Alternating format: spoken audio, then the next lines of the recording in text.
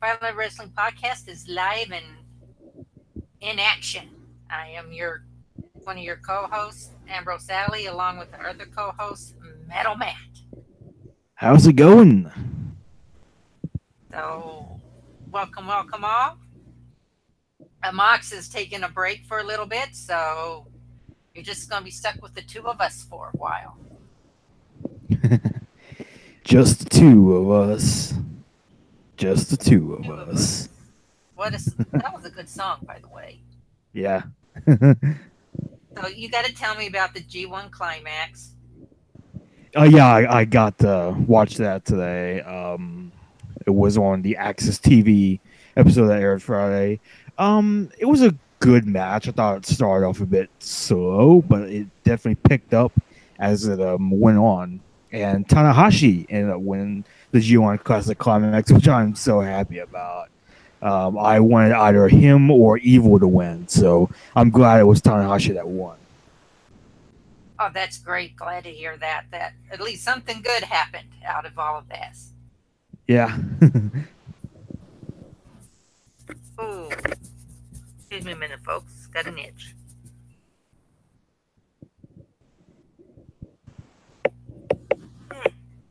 In the yawn. Not enough oxygen. That's what you get living in Cheyenne, Wyoming. In the thinner air. So I guess, let's see. There was no Rocky Mountain Pro, so unfortunately I can't talk about my favorite promotion. Other, I am going to be going to their next big event, Shoptober. Nice.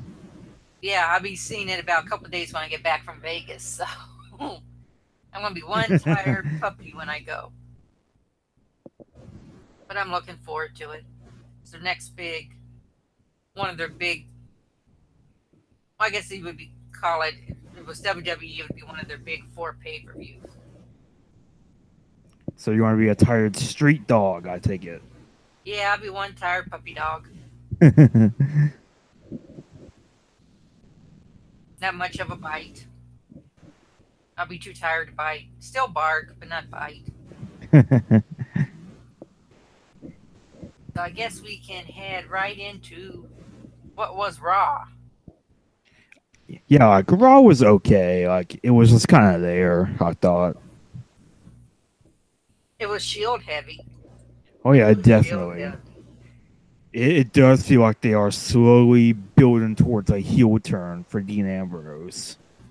And I think they're doing it too soon. I think so too. Because I want that feud with Drew McIntyre so bad. I Yeah. can taste it. And for that to really work, Dean has to stay face. Yeah. Plus, Dean is still popular, so turning him heel, I don't think is the right move. But it's not like this is the first time they've done that. So I got a feeling if they did turn him heel, he's gonna be caught in Becky's situation. I think so as well, a little bit. Because his fans are gonna cheer him no matter what. They're gonna cheer him either Yeah. way. He's not gonna get the booze.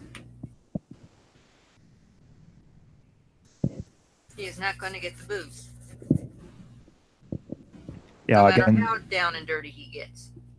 yeah, they even have Corbin, offer him like a title shot or Braun Strowman, and later on he says, I could be if I wasn't such a nice guy, I'd probably be Universal Champion right now. So there's definitely going to be some cracks in the armor, so to speak. Yeah. But it's not like he's being sneaky about it. No. That was, he's being open with his complaints. If anything, just have him walk away from the Shield. If they want to do that, if they want to put him singles, just have him walk away from the Shield. But I don't want to see him I would just like have them. Becky. Well, I would just have them be like still be a unit, but at the same time, all of them doing their own thing. And when the time comes, then they all team up and do whatever they need to do. Yeah, like I keep saying, they need to be like the APA. The APA split up. They went their own way, but when things got out of hand, they came back together and cleaned it up. And invite the Easter Bunny to a barroom brawl. That poor Easter Bunny. Feel sorry for the Easter Bunny. Now, it would have been a whole different ballgame if it had been El Bunny. El Bunny would have fought back. That's one mean little bunny.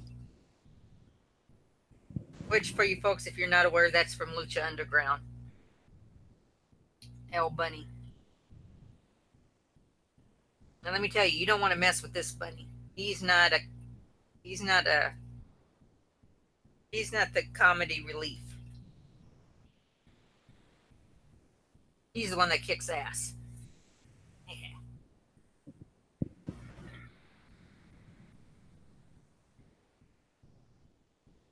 But it was pretty Shield heavy. I kind of like that they're starting to show a few cracks in the Dogs of War too. Yeah, they were doing that for a brief moment with Ziggler. Yeah. So who knows? Let's see who implodes first. I'm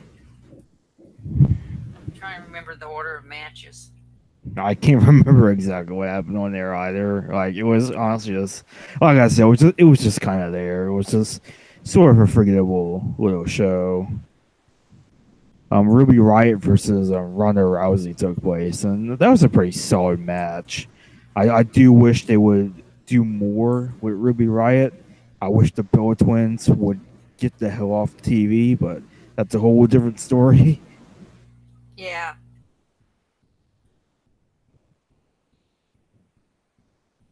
It's the three matches that Corbin put up with the, let's see, what was it? It was the DQ with Ambrose and Braun, the win with Roman and Ziggler for Roman, plus the loss with Seth and Drew McIntyre. Yeah, and I think that's the problem here is that they're good matches, but at the same time, we've seen them already. We've seen them like a bunch of times already. It's just kind of, I just wish that they would do something new. And I think that's one of the drawbacks of the brand split is that we get to see repeated matches over and over again. Right. I was talking with someone the other day, and we're thinking if they wanted to, is need to have the Shield split up, not implode, just have them go their own separate ways. Take Ambrose, put him back on SmackDown because he's got a ready-made feud with Joe. Yeah. I mean, if they're not going to give me McIntyre and Ambrose, then give me Joe and Ambrose. Yeah, because SmackDown needs some stars like badly. Like their mid card is just pitiful. Yeah, and there wasn't much wrestling on SmackDown. No, not really. It was only a handful of matches.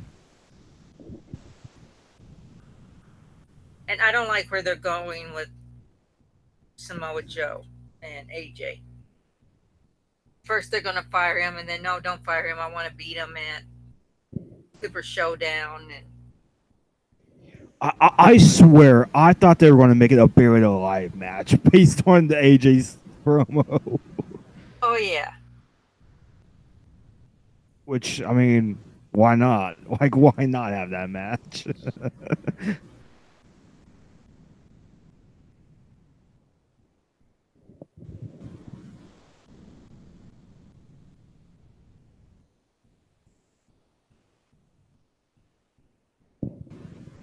And Alexa Bliss also did a another Moment of Bliss segment with Trish, and she proved that she's not good at math.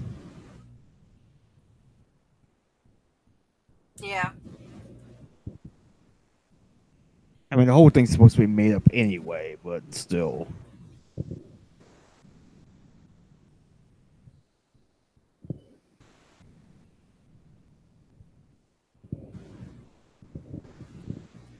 Main event was Shawn Michaels, Triple H, Kane, and Undertaker all brawling. And I mean, hey, I gotta say, that's a good way to end 1999 Raw. Yeah. A bunch of old guys brawling to end Raw in 2018 for to build up a glorified house show that most likely will never be talked about again after this. Yeah. And then they got what is it? The Crown Jewel? Yeah, Crown Jewel, November 2nd or 3rd. It's not like early November. Then they have Evolution on the 27th of October.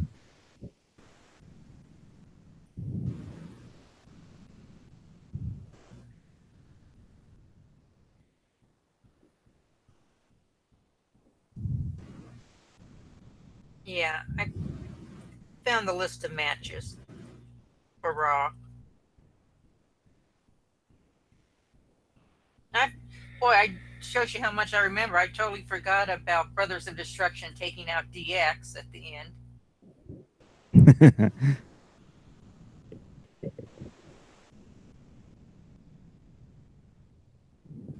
That really tells you something that I forgot that.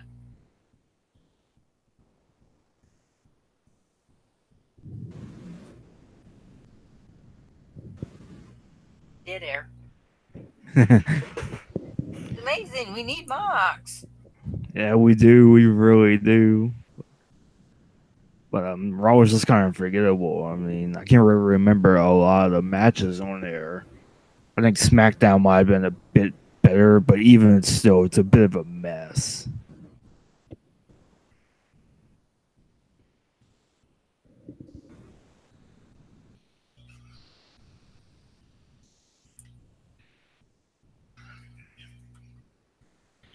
Yeah, so it's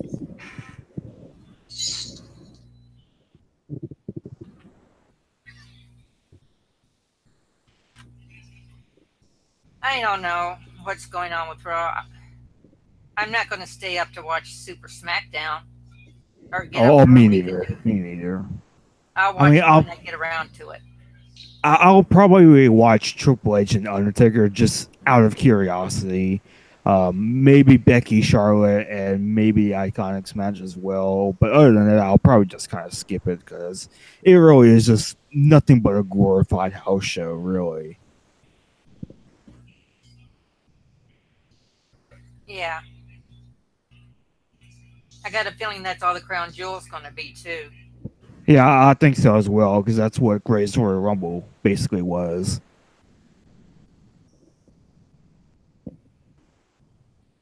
But between Raw and SmackDown, I actually was watching reruns of Impact. Oh my god. That's how bad it was getting. Moxie! Hey, yo. Hey, it's good to have you. We've missed you so much. Where are we? What are we talking about? We were sort of talking about Raw. I think we were about to transition to SmackDown. Damn.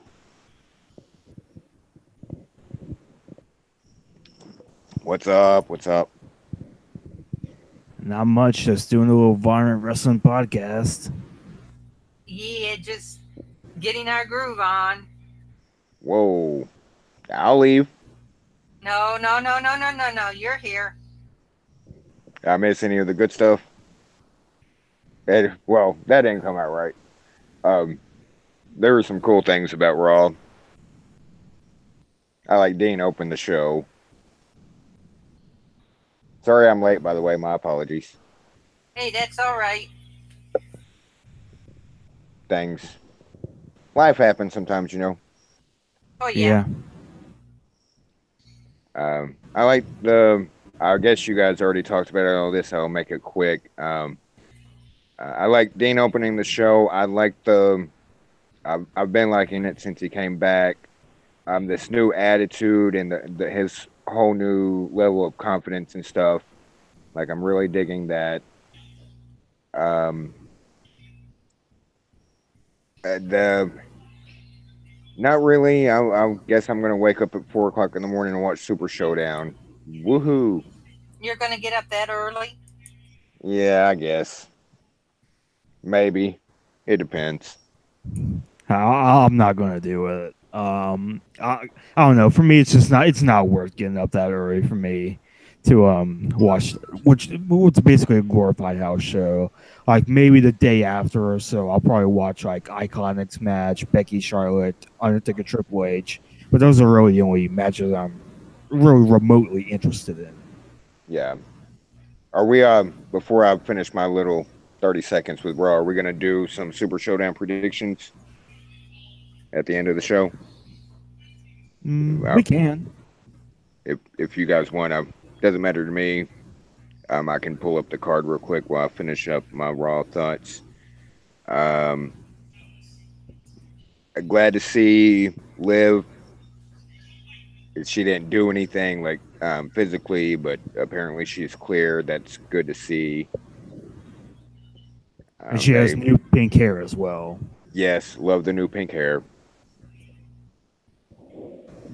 Trying to think real quick so I don't stall out. Well, one thing I do love, I love how everybody is just changing up their look around the time of the new video game. Yeah. And I swear it's like they do it on purpose. It seems like it, like every year. I'm just waiting for like AJ to cut his hair. You Oh, no, can't do that. Hush. You cannot do that. I know, but now you have Cena with long hair, JBL looking dude. Now you have Liv with pink hair. I don't know what Baron's going to look like in the game, but now he has no hair. I think he's still going to have long hair in the game, I think. I haven't seen any of the trailers, so I don't even know if he's in any of the trailers. I've seen everything about the game. Of course you have. Let's real quick. What else happened on Raw? Yeah, I did like the opening segment, like I say, with Dean, and then Baron Corbin. Like, it kind of ran. Like, I don't get the whole, like, you can choose IC or Universal. Oh, screw that! I'm going to put you in a match with Braun.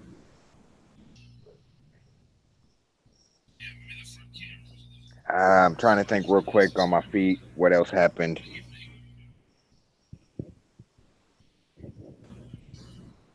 Obviously, Kane and Undertaker came out to close the show. Choke slamming. Oh, speaking of changing looks, Shawn Michaels is bald now.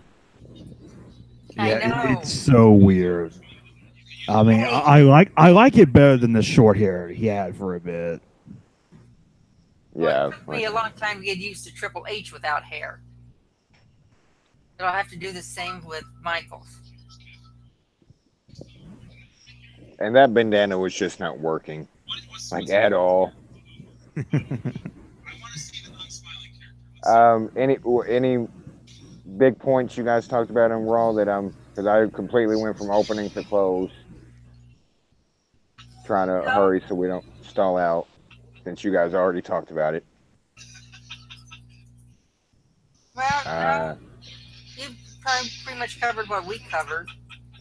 Still no Sasha. Sniffle, sniffle. Yeah, Boss wasn't on Raw again this week. And the ratings went down as well. I doubt that's a coincidence. I was going to say coincidence. I don't think so. The ratings plummeted. Good grief. The ratings were bad. Yeah. I think they averaged 2.3 million, and the last hour only had 2 million, right, slightly over 2 million.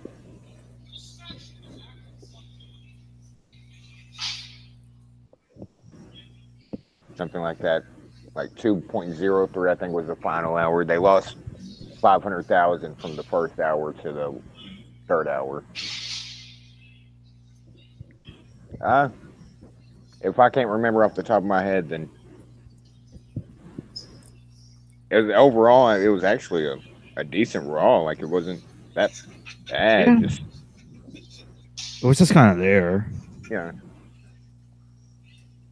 Surely I'm forgetting something, and I'm gonna kick myself in the butt. Well, let's see. Elias, the Elias segment. Oh yeah, Seattle doesn't have a basketball team anymore. Good grief, Elias and Kevin Owens. Oh my! Can we put them together, like, from now on? Oh, that was the booze. The booze. At first, like, everybody, like, on the internet, oh my God, nuclear heat. I was like, no, they got booed, and I rewatched it a couple of times. Like, holy shit, they did not stop booing, like, at all. I think I've watched that clip like 4 times. Once he said, it's pointless or whatever he said, and kind of like Seattle having a basketball team. They continuously booed. Leo Rush's theme hits, and they're still booing. Nobody can hear each other. Like, the wrestlers, they can't hear each other.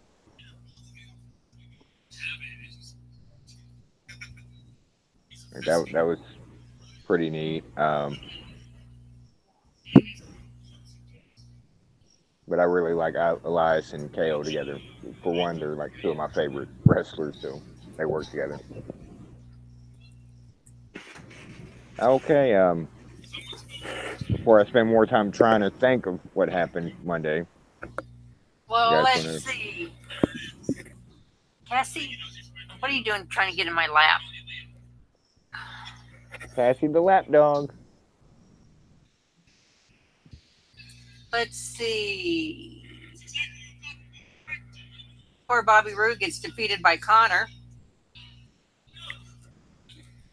The funniest part about that was on Twitter afterwards, Connor and Victor tweeting each other about, man, I think the internet's broken because people are saying good things about us now.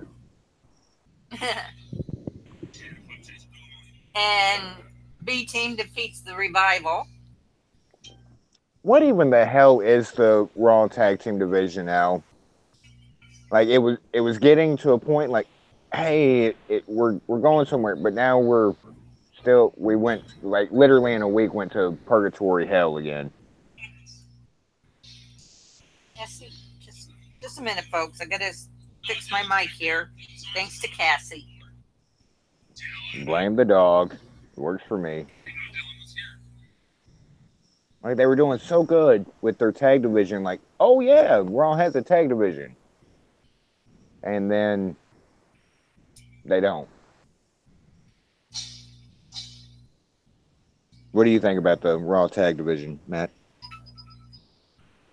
Yeah, I mean, it's just such a non-factor in everything.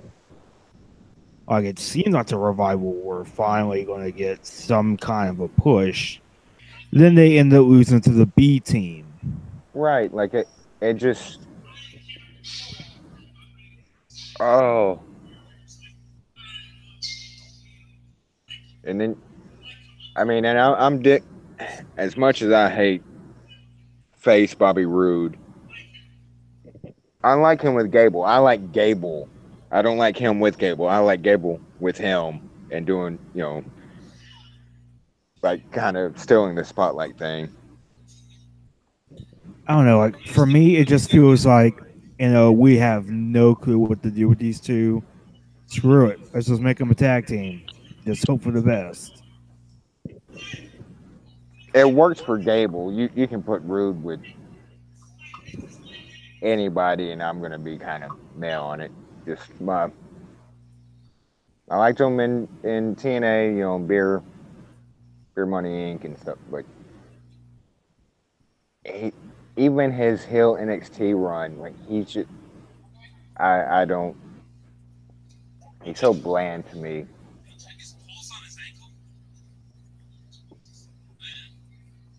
It seems like every time they take 2 steps forward, they're taking like 2 steps back, or maybe even 3 steps back.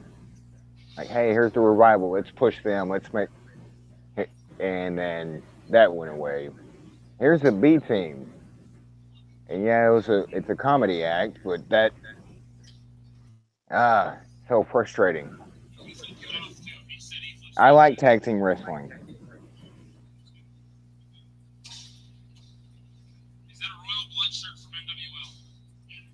Anywho, hey, you get your mic problem fixed? Yeah, I got it fixed. Well, it doesn't sound like it. Bad joke. Bad joke. That's okay. I just said I had a dog climbing in my lap, and she had to mess with the volume on the mic. Cassie.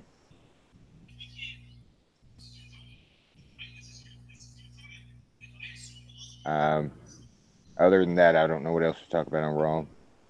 That's about it for Raw.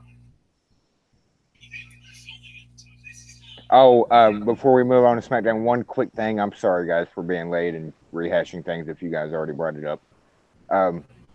The backstage segments with Dean, first with Seth Rollins. Like, I would be Intercontinental Champion. And then he's talking to Roman later. He said, I could be Universal Champion. Like, that was just that small difference in words I thought was pretty neat. Like, Seth, I can beat you. I've beat you before. Roman, I could, at least try. All right. Like, Roman, it was the bigger threat kind of thing. Like, he flat out told Seth, if it wasn't for the injury, he would be IC champion. And he told Roman, I could be, maybe.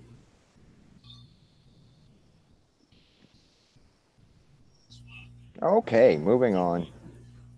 Into Smacky Down, Smacky Down, Smacky Down.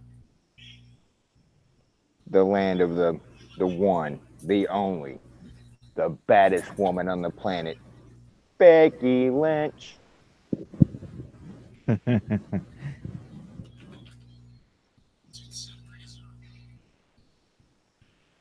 Yeah, and I do not like where they're going. As I said earlier, I don't like where they're going with the Joe thing, Joe and AJ thing.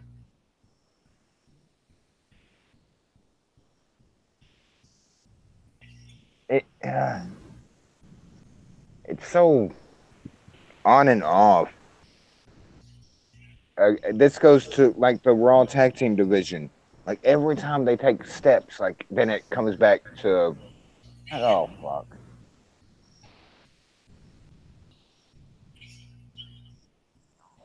Like they were, as long as the feud's been going on, like they made it still interesting last week. Then this week, like what the hell?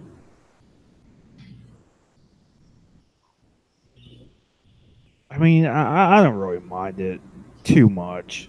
I think it's one of the better feuds on SmackDown right now. I mean, it is, but capitalizing on it, and for them to prolong it this long, like yes, that give them credit. Like they've kept this story going for months now. Oh, Wendy. Well, see, I guess my problem is because I have been a victim of a stalker, that to me it's getting stalkerish. Hey, I apologized about that. Sorry, bad joke, bad joke, bad joke. And I guess it's bringing back, flashbacks for me. Oh, I'm sorry about that. So that's why I don't like it. I guess, Ah. because I've been in that actual situation. Sorry to hear that. I'm So, sorry. I So mean, now, I was I at would, a I, RMP event and I thought I saw my stalker. I did. It looked like him, but it wasn't him. But first I, glance, I mean, my heart jumped in my throat, and I was almost about to go get Hoodie or someone and say, "Hey, somebody, big filter someone," and just say, "Hey, can I stay close to you for a while?"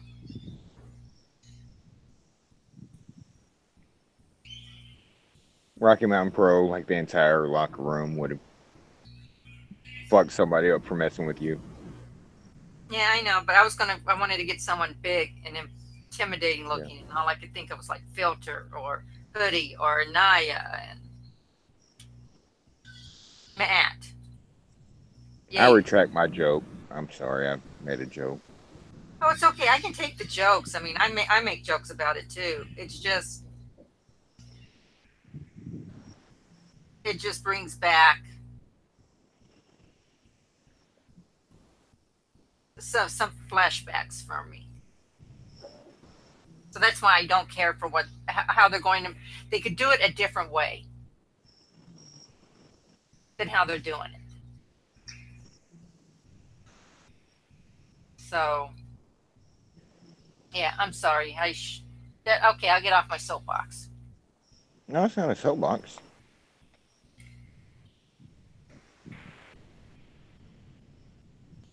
I mean, I totally get where you're coming from. Like there's some storylines in wrestling through the years that hit a little too close to home. If that makes sense. If I Oh worded yeah, that correctly, that it just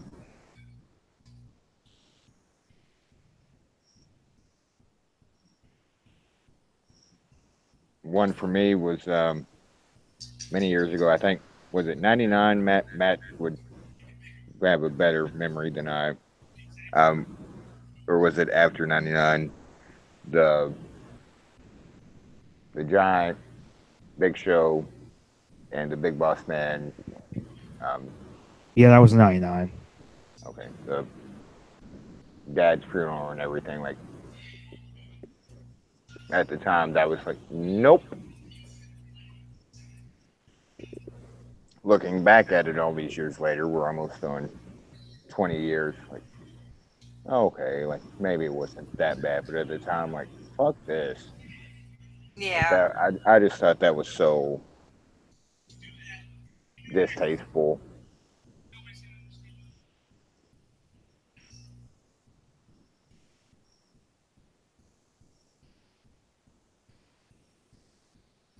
And I guess we'll wrap the AJ Joe stuff up with hopefully it ends at Super Showdown. I don't see how they go to another pay per view.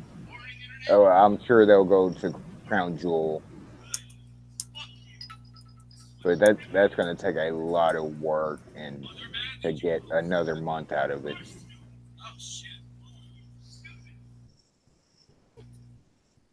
Are you watching Criminal Minds?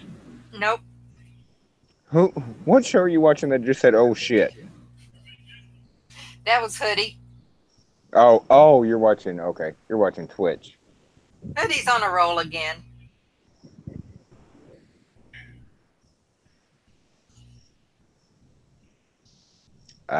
What else happened on SmackDown? Oh, what else happened on SmackDown? Just a minute here. I can tell you. Smacky smack smack smack. SmackDown. Matt, uh, if, did you have anything else to while she's looking?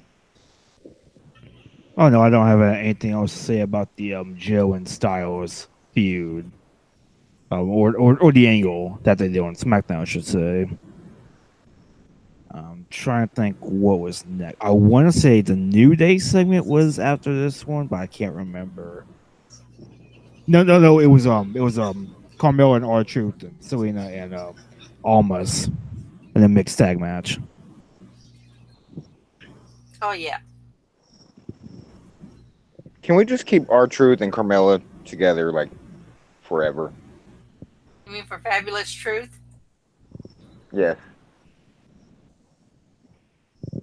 Bring back Truth TV. I Cancel was gonna. Miz TV. Well, don't cancel Miss TV. They can do too. I want That Truth would be. because I want the 7-second dance break. We have to. They have to cancel Miz TV. They just have to. Yeah, that yeah. show. That show has run its course. They could always bring back the Ambrose Asylum. Yes. Rest in peace, Mitch. Poor Mitch.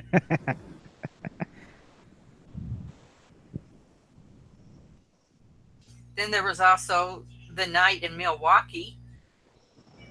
Oh, good grief. You know where they're going with this, right?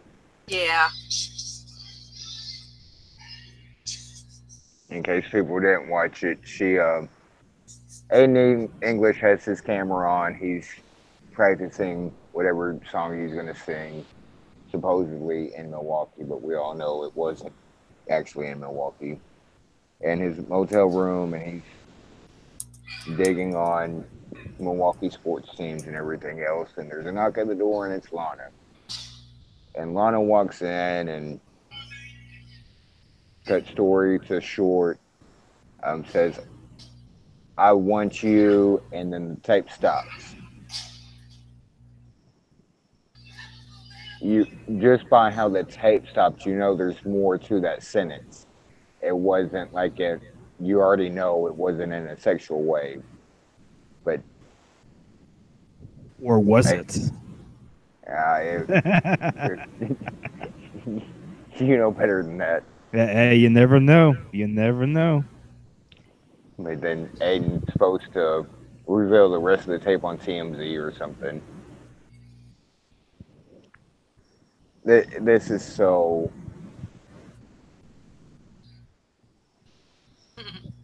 Not my. I mean, how is Aiden English the heel here? I mean, how is he? Because Rusev and Lana treated him so badly in Yeah. Rusev Day, and now Aiden English may very well be exposing Lana as being unfaithful to her husband. He is a hero. But you know that's not the story they're gonna tell. Probably not, but at this moment in time, that's what it looks like. It'll most likely be "I want you to stay in Rusev Day" or something like that. Yeah. But at this point in time, the implication is there. Right. Like the implication is there, but you just know that it's gonna be something like, "I want you to," like, and all the researchers online, like last time they were in Milwaukee was the end of 2017. Yeah, it's So gonna be it's interesting. probably going to be something that ends in, "I want you to join Rusev Day," or something silly.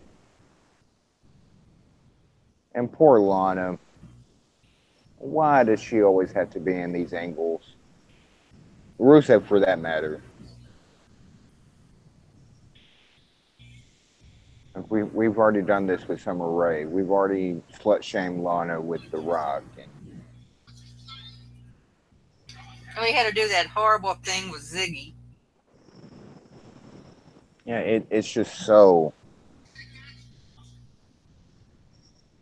We get it. Whoever's writing thinks Lana's attractive and this, but you don't have to keep rehashing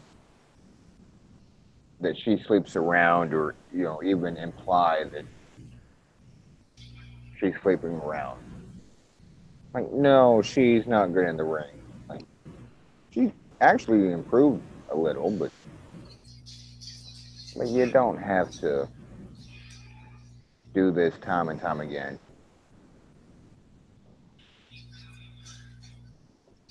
And then there was also Becky Lynch and Charlotte. That poster is freaking awesome. That is an awesome poster. Better than the actual one. Because at For least those that don't know. because at least Go the ahead. two people on the poster are actually going to be at the show. True.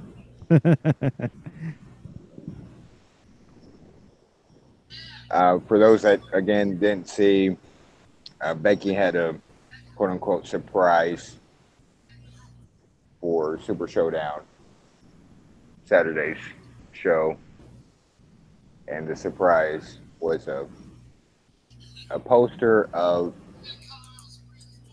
it was if you guys have seen her actually attacking Charlotte last week during a photo shoot. It was a picture of Becky holding the championship up with her foot on Charlotte with fire all around, and like it was like probably the best WWE poster in a few years. And Charlotte just had to run it all. Yeah, Like she always does. go on. No, I said like she always does, but you go ahead. Oh, I was just going to say that. Like Aiden English, how is Becky the heel here? Like, how is she the heel here? She's not. They're definitely positioning her as one. Yeah. Because it's like her whole point is that Charlotte is always given opportunities. Charlotte is always given the spotlight. And then last week, after Charlotte got beat for the title, fair and square, she was still being photographed by WWE. Yeah. Becky is proven right. It's like WWE really needs to course correct. They really need to do a double turn because it's not going to happen anytime soon. Nobody is going to boo Becky and cheer Charlotte. It's not going to happen. Like you could argue maybe the smart crowds would do it, but now we're getting the casual crowds. Casual crowds are still cheering Becky and booing Charlotte, and after a while, you just got to live with it. They got If to you think change the if you think tide. a smart crowd, if you think a smart crowd is going to boo Becky, I have a bridge that has oceanfront property in Arizona. I'll sell you. The casual fans still cheering. Like, okay, that's impressive. A smart crowd is not going to. They can go to Charlotte, North Carolina tonight. They're going to cheer Becky and boo Charlotte. Yeah, and like W just needs to accept the fact that Becky is getting cheered, Charlotte is getting booed. I think they need are. to accept. I know on commentary they're trying to play it up differently, but I think behind the curtain they're loving every second of it. Like that's what they're intending to do. We're talking about it. Like they're. I mean, yeah, and I know that they're going to probably try and do the line like any reaction is a good reaction, but that's not the story that's being told.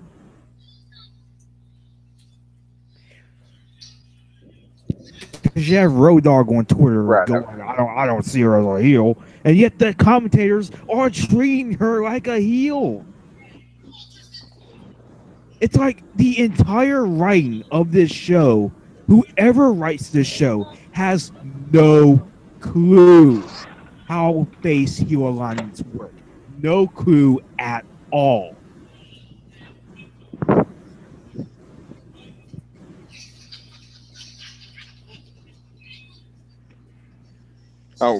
First and foremost, Road Dogg needs to shut the fuck up on Twitter when it comes to storylines and replying to viewers and stuff. Like he's so bad. Excuse me, so bad at it. He doesn't have the Twitter game. Like he's literally awful. Like he just makes it worse. And not just this feud or Becky face Charlotte Hill.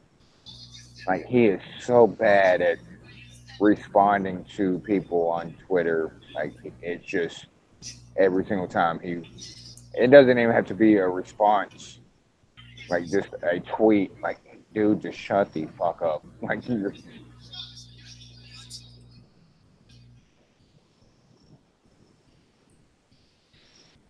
But as far as I don't know what their agenda is, like what they're trying to get to. I think they're satisfied with what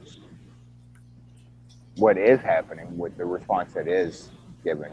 I don't think anybody in the back gives a zero F to, Becky, Becky, Becky, and Charlotte comes out and boo, like that. And that's a little more than uh, a reaction's a good reaction, no reaction's a bad reaction. Like I think they're wanting it that way. It might be by accident, but they're going with it. And again, Oh, it is totally by accident. It is totally by accident. they fell into a situation that, hey, okay, she's not going to get booed now. Let's roll with it. Kind of like it's obvious that they wanted her to be a heel at the beginning, but fans were not going to have it, and Nope. rightly so. And it's like she gets more popular, the more fans push back against WWE. Yeah. And you know that they're going to try and say, oh, it was the plan all along. It was the plan all along to get Becky more popular. No, it wasn't. Yeah, like that's what I'm saying. Like they've kind of rolled with the snowball, but that was not their initial agenda. But now that they're in this, it's not even a pickle. But now that they're in this situation, they're going to roll with it.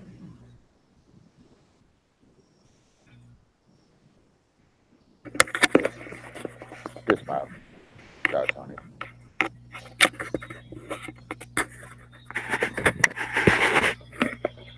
Okay, how did that happen? I don't know, but you sound like the mic actually works now. Yeah, it does. It sounded like you were like down the hall for a while. What else happened on old Smacky Downey? Smacky Downey, Daniel Bryan took a loss to Shelton Benjamin. Yeah, one thing about that, Yeah. Daniel Bryan, stop doing the freaking headbutt. Like, you would think after he had to retire, he would have retired that move. And this And was this is flying headbutt. This is exactly why he should not have come back. Because if he's going to keep on doing crap like that, it's not worth it. Two things real quick. It was a flying headbutt off the top rope. And some people, and looking back, I'm 50-50. Was it supposed to be a frog splash? No, I went think wrong? it was definitely supposed to be a flying headbutt. I think. Because the way he did it was like a flying headbutt, like the ones that he would used to do. It just why does anybody still do that move? It looked don't dumb. know. It is dumb. So much could go wrong. It's just a dumb visual. It's a dumb move. Like I'm gonna knock my opponent out, but guess what? I'm gonna knock myself out at the same time. It's just a dumb thing in wrestling that needs to go away across the board. Like general headbutts, kayfabe headbutts, where you have your hand and you're actually headbutting your hand, where it looks violent, but it's not. But the flying headbutt just needs to retire from wrestling.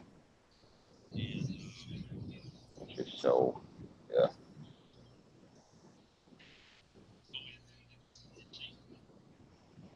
And then we go into a vicious Randy Orton against Mr. 10, Ty Dillinger. 9, 9, 9, 9. 9? That's what the crowd was chanting. Damn, Randy Orton almost took his finger off. So the front row of the crowd started a 9 chant instead of 10. Ty Dillinger apparently can't use that finger. 9, 9, 9.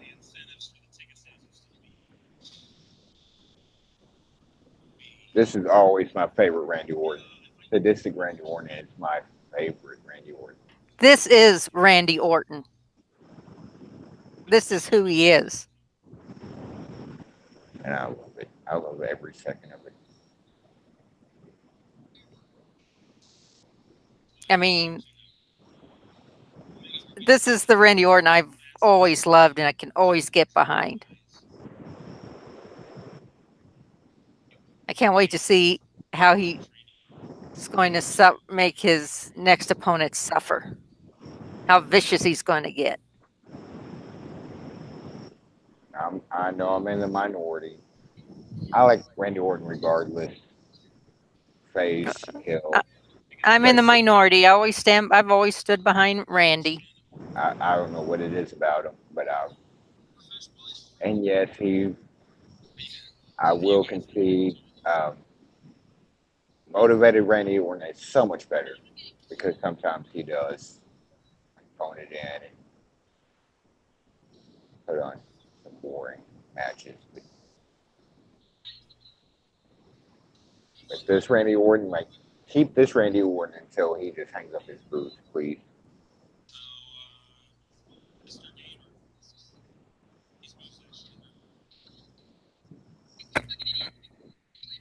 And then we got poor Mr. Bootyworth Chef Mr. Bootyworth who gets covered in pancake batter.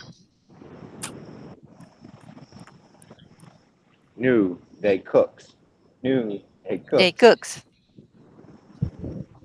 I did like Xavier's line about how they were going to send this to Guy Fieri, and you two are ruining it.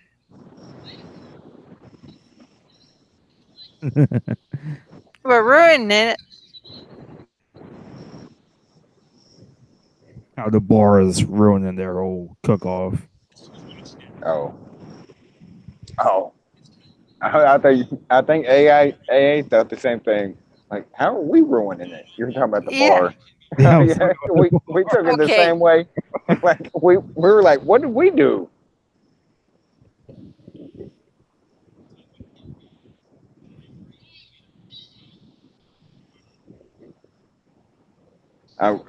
Just a quick thought on New Day. New Day is one of those factions. From now on, they should never break up.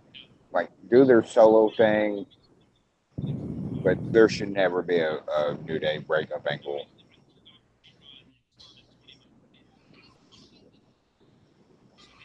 Turn heel, turn face, do tag team stuff, do solo stuff, do everything. Just don't turn on each other.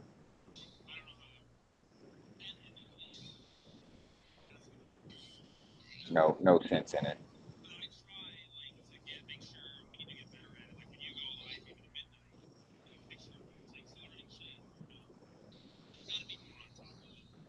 Dead air.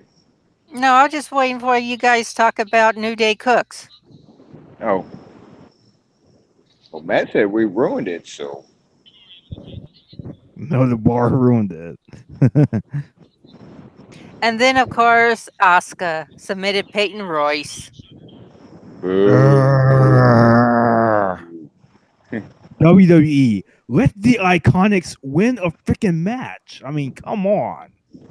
You give them all this mic time, which is great, but you got to have them win. And I don't mean just one little win. I mean more than one win. Maybe week-to-week wins. It's not that hard. At the very least, if you're going to sacrifice one of the Icon duo to Asuka, make it Billy Kay. They did that like last week or a couple weeks back. Okay, they don't mind repeating. Do it again. Like, I mean, it's like if they don't win at Super Showdown, I wouldn't say they're buried or they're done, but they're close to being done. Like, they need something. Like, you would think out of all the women or all the superstars on their roster, you would think this gimmick would be like catnip to WWE. because they've done similar gimmicks like this before, and they've done it fine. What's the problem here? Billy Kay. No, she would never be a problem.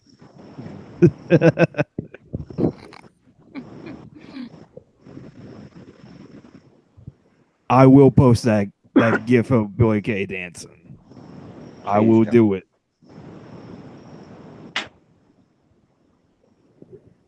Well, that was like a win hitting the cardboard. Sorry for the loud bang. Yeah, it's not quite Ascension debut yet, but damn, we're getting close. Yeah, like it's like they have no clue what to do with them. Like it really should be the Iconics should be the top heels in the women's division, and they could have a good feud with face Becky over the title. It could be so good, but apparently we can't have that.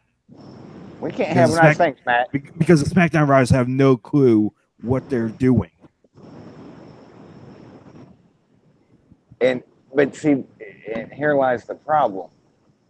Not for me per se, but to some of the audience, or most of the audience, whatever, is everybody's like, oh, Asuka's buried, or Asuka, so they need to build up momentum for Asuka. Would pick somebody else to do that with, like build up people at the same time. You don't have to, like, hey, here's somebody that you haven't built up yet, and here's somebody you completely destroyed. Let's put them together and really accomplish nothing.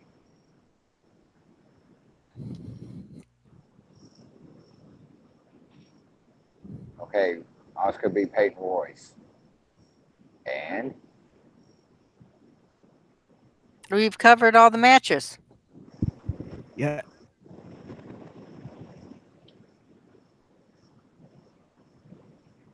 Oh shit, accidentally. If we're about to go to the Super Showdown, I accidentally exited out of the card. My bad. You're bad, what huh? grade? Or yeah. I'm fat. I'm fat. I know it.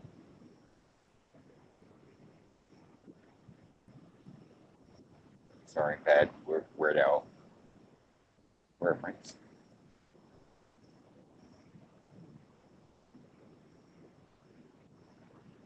Nobody's gonna laugh at. That's fine. That's whatever. How about a chuckle? I'll take it at this point. Raw, I'd give B minus, not B minus, B to B plus. SmackDown, probably about the same. Maybe just a flat B. Let's see. I'd give Raw a B. And SmackDown, to be honest, I didn't see it because I was busy watching the movie The Meg.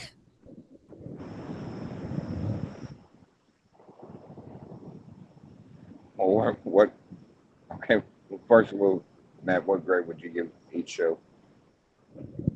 I would give Raw a C minus, and SmackDown maybe B minus, maybe. Boy, you're being harsh this week. I know. Like the cheerful person in the booth is being harsh.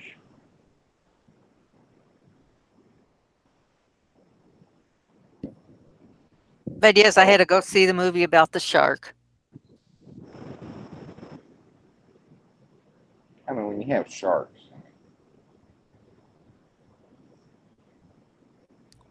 WWE takes the back seat. Did you guys already talk about anything? Rocky Mountain Pro. I know you didn't go to any shows this past weekend, but anything happening? The next Rocky Mountain Pro show is going to be on the 20th. Unfortunately, I will miss it because I will be in Vegas. But I am going And they to. just need to have their damn show in Vegas. I mean, jerks. But I am going to another one of their big events. I'm going to Shocktober. Nice. So I'm looking forward to that. It's going to be at the Rack House. And I may take Is Hat Boone up going on with you his. or will he go? Huh? Or is Hat going with you to Chucktober, or is he going to already be gone? He'll be gone. Because he's going to be flying Oh, out man. flying out back to Australia the same day I fly back to Cheyenne.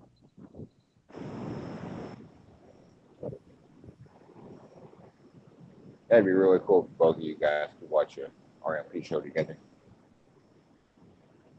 Well, I'm bringing my laptop, so who knows? If we have a down night, I can pull up and show them one of it. Yeah.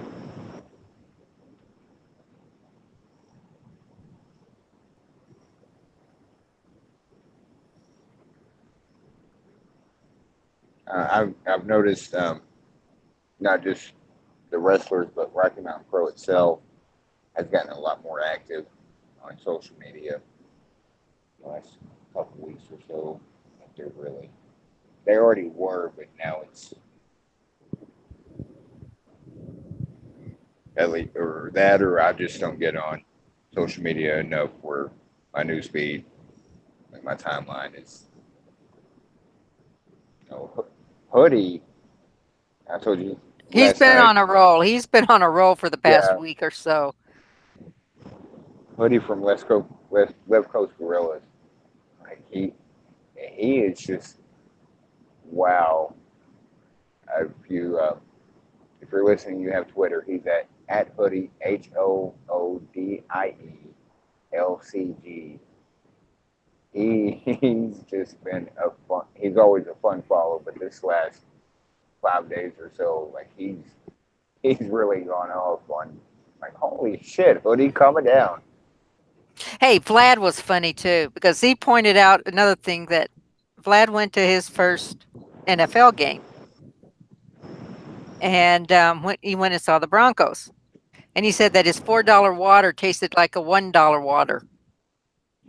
And he's like me; he doesn't like the way you get gouged with refreshments. Yeah. At the shows.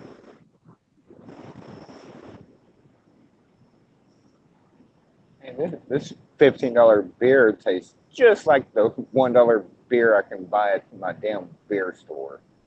Right. All right, Super Showdown match card. Apparently, there's no pre-show. I'm not going to call it a glorified house show, since this is like besides Evolution. Like, this is their October pay-per-view, so I'm going to consider it a pay-per-view. Hell, they spent more than a month building to this on Raw. Cedric Alexander, Cruiserweight Champion, versus Buddy Murphy for the Cruiserweight Championship. Cedric.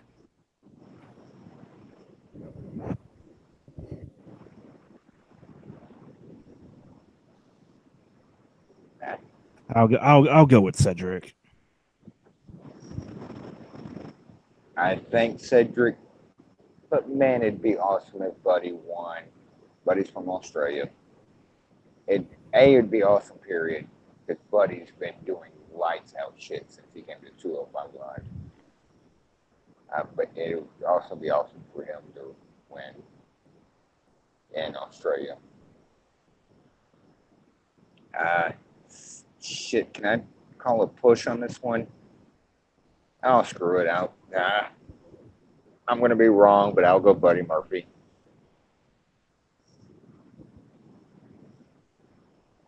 It's going to be a fantastic match. We've seen how they work together. Uh-oh. Asuka and Naomi versus the Iconics. The Iconics should win, but they're probably going to have Asuka and Naomi win. Yeah, I'm going to go with Asuka and Naomi. I hate to do this. I really do. Because, and I told you, I think a week or so ago in the daily, like, yes, the Iconics are both from Australia too. I can see the Iconics coming out to cheers and pops I think so. and then cutting a negative promo for, this is why we left. Yeah. We didn't want to be here. Cut a heel promo before the match, then Oscar and Naomi come out, and Oscar and Naomi go over, which is just so. You have an actual tag team, and I guess they're making Oscar and Naomi kind of a tag team. I guess. I think it's one of those. Here's two people, and we're gonna put them together. Versus the Iconics are a legit tag team. I think that's what's gonna happen. Is our homegirls are back. We're gonna cheer, and then they're gonna cut up because they do get talking time, like you said. They're gonna get their talking time and shit all over Australia to get the booze, so that way when Oscar and Naomi go over, they get cheered. It's just the WWE formula.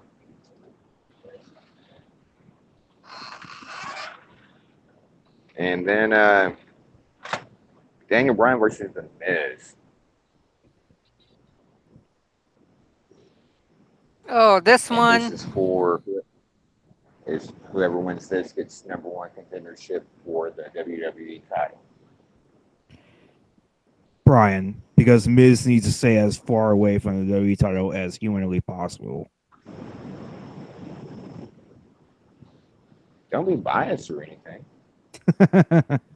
I mean, I do not want to see Miz anywhere near the title scene. Hey, This is a tough one, but I'm gonna go. Sorry, Metal Matt. I'm going with Miz. If he does win, he better be squashed in 10 seconds. That's all I'm going to say.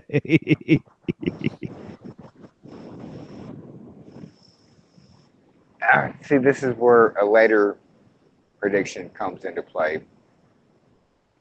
Okay, Miz and Bryan, number one contender match. Then you have to look at who's actually holding the title and who faces each other later.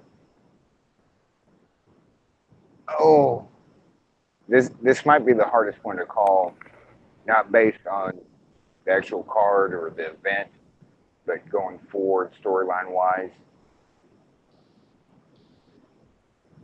I'll say this much: whoever wins this match, you can kind of predict who's going to win the WWE title match later in the night. Miz in some form or fashion, 1-on-1 with help or in the mixed match. Like he hasn't lost yet, but this is where it comes into play. Like during freaking Australia in front of like 68,000 people.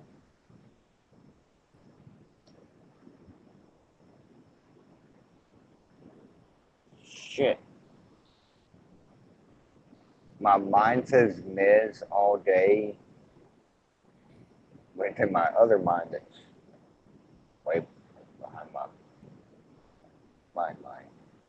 Because Daniel Bryan goes over just for the crowd reaction, the pop he's going to get.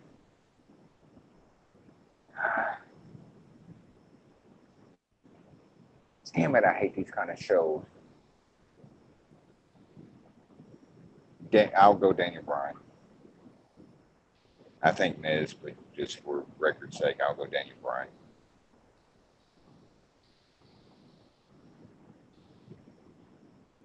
Well, I'm the oddball out on that one. Well, I think the Miz. That's my thing. Is I think the Miz goes over. but look at the first matches. Like I picked Buddy Murphy to win the cruiserweight championship. Like that's a pop. That's going to be a.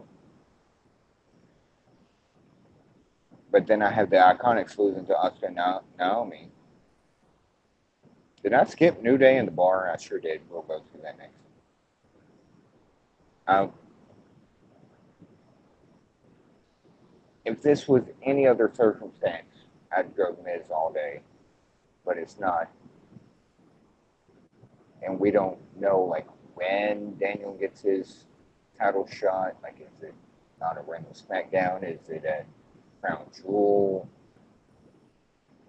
Survivor Series? This one, I'll say Daniel Bryan, but I'm also gonna put Push out there. Like I can't decide. The New Day SmackDown Tag Team Championship champions versus the Bar.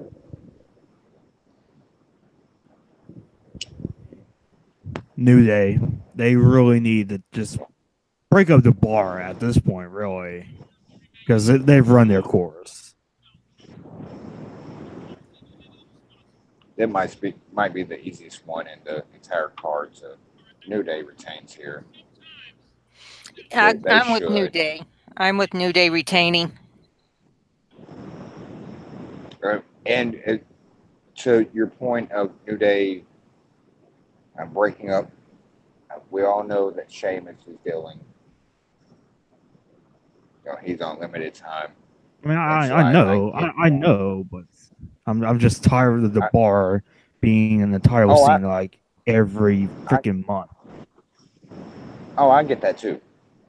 But what I was saying with your point of like they need to break up, don't break up if he, like, I understand they're trying to like prolong, let him wrestle as long as he can. What I would like to see, not necessarily a retirement per se, but if they want to keep them together because they do kind of work well together. Put Cesaro back into singles action and Sheamus be his manager or mouthpiece or enforcer or something. Do something other than like the Bar as a tag team. If that makes sense. Because they went from Raw doing the same shit that they're doing in it's so good Lord, it seems like every pay-per-view or every month the Bar is in a tag team championship. Yeah.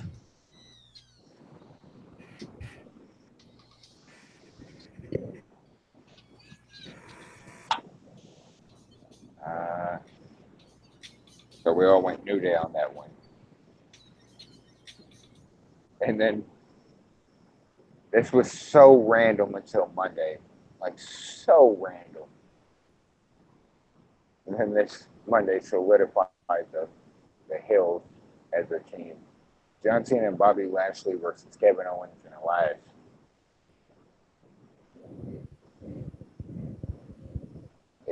If you pick the wrong one here, I'm going to call you out on it because it's obvious who's going over here.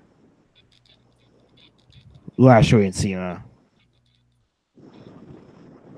Yeah, if Cena wasn't in it, I would go with Elias and Owens. But with Cena, it's going to be a big match, John.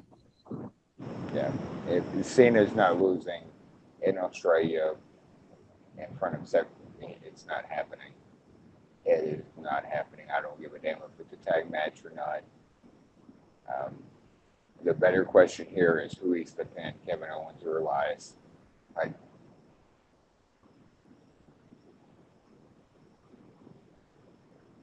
see Cena pinning Elias.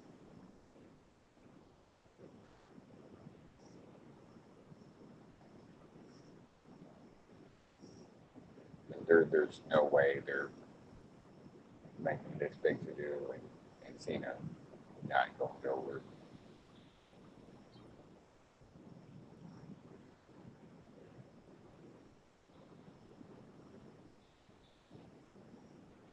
mean, I guess a whole other podcast could be made about seeing it, whatever this midlife crisis thing he's going through. Like, what the hell? Honestly, it's just he doesn't care anymore. Like he's just been phoning it in the past few years.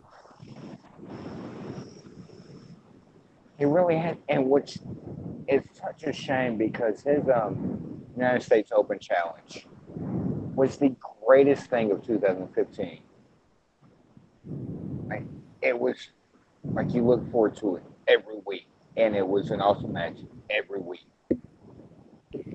I'd say Becky Lynch getting called up was the best thing about 2015, but that's just me. Oh, there's no prejudice there, is there? Here we go, a little bit of bias again.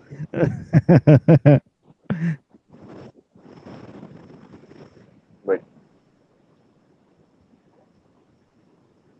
you kind of like threw Sasha and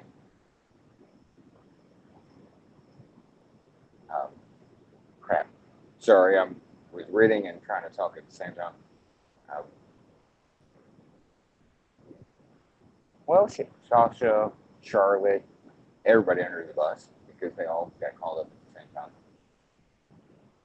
Like literally the same segment.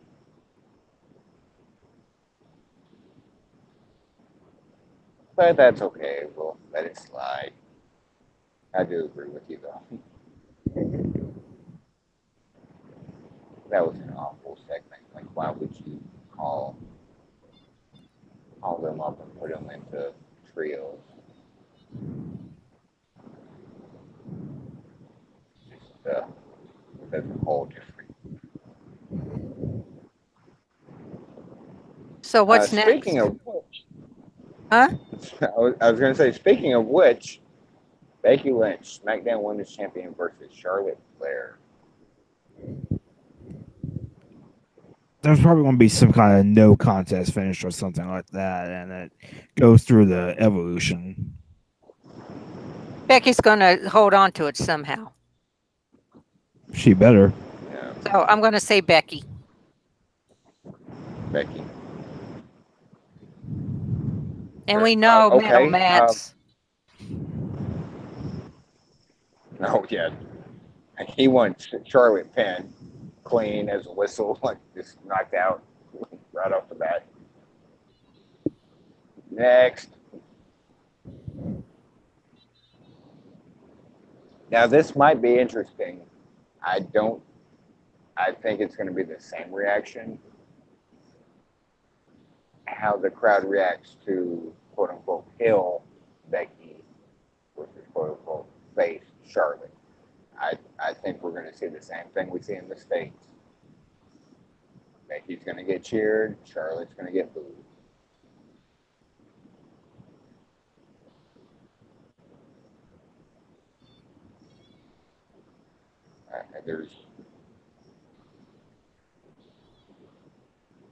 I don't know where you could put,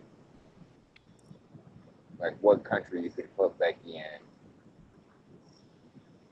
and a match against anybody, much less obvious heel person, Charlotte, where Becky's going to get booed. If that place exists, like it should be a really nice resort, like kind of just a few people live there.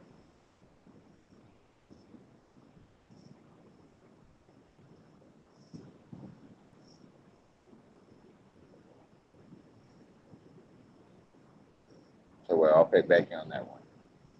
Yep. We all go Becky.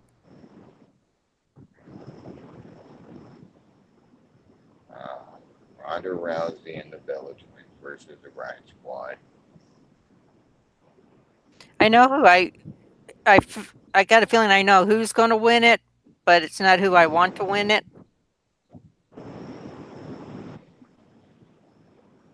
Well, actually, I'm actually going to go with the Riot Squad here, if only because I do think that they will go with Nikki Bella and Ronda Rousey at Evolution.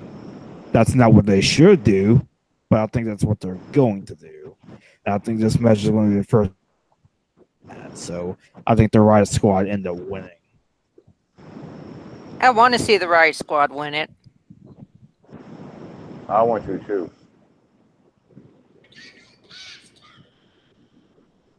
It's not going to happen, folks. Ronda Rousey and the Bellas think they're going over.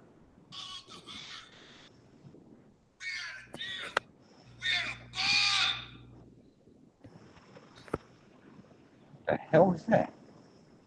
Chongo. Oh. Uh,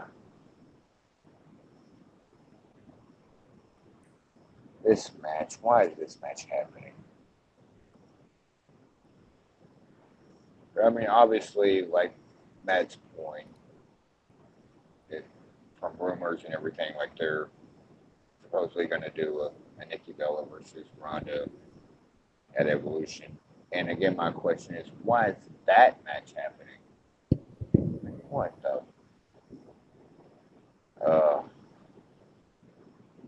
But Rousey and the Bellas Twins are not losing this match, unfortunately. You know, here we go again with an actual freaking team, not just random people to put together.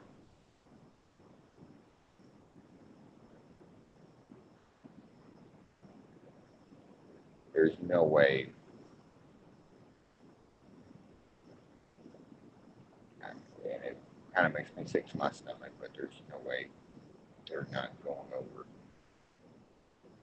Yeah, I'm going to stick with the Riot Squad.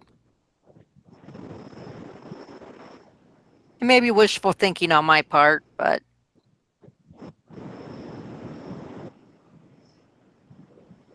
It would actually be best if the Riot Squad went over and then Nikki, like, that's the story they're going to run for Evolution, then Nikki blamed Ronda for losing or, you know, making a mistake or something. But I don't see it happening. I don't really see the turn happening at Showdown. I could see it happening at Monday Night Raw. Like where you see maybe some dissent at Super Showdown. What the hell?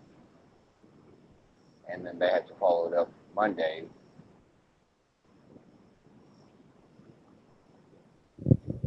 This is just such a waste of a match, in my opinion.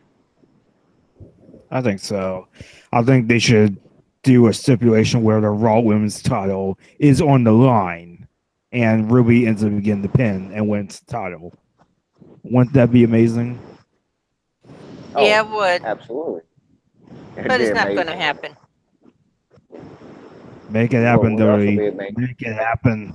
I could also, you know, figure out Robin Williams ingredients to make flubber and fly to the moon. That'd be amazing too, but it's not going to happen. I don't know, man. I mean, you might find that special ingredient. I'll keep looking. I love you guys so much. Okay. AJ Styles, WWE Champion versus Mojo. Unless you guys had any other thoughts on the 6-woman tag.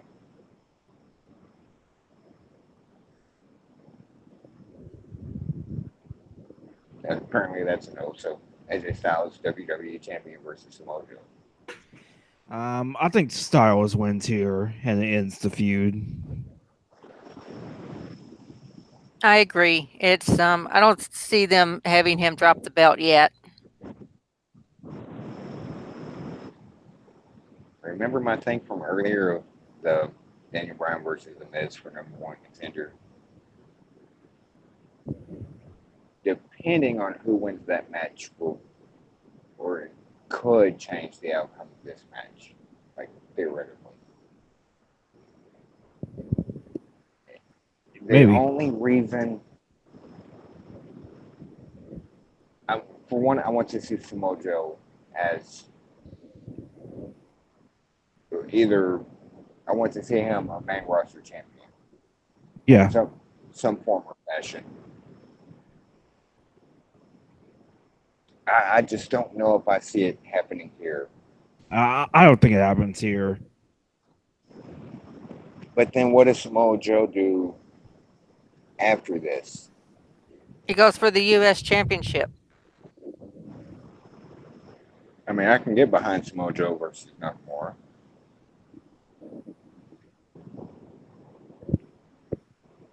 But this has to be the end all for Joe versus Styles for a while, Yeah. just like it should have been for Knox versus Styles.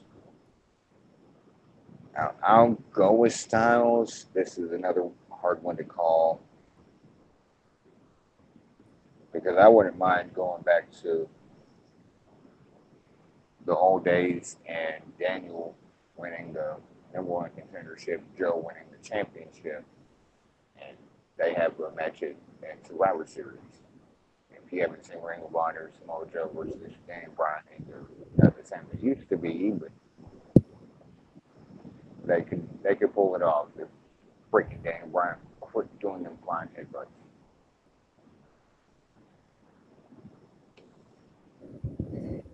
I'll go AJ here. Again, a lot of it's situational. This is the only thing I'll say about this card, and it even being closely related to house show, quote unquote, stuff, is they want the crowd to be happy. You do not have a happy crowd with the Hills going over most of the matches because they want to come back. They want to sell out 70,000 seats again.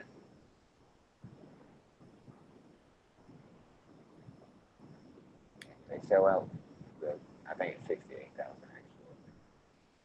They sell out this year, and the crowd's like, "What the, fuck all that."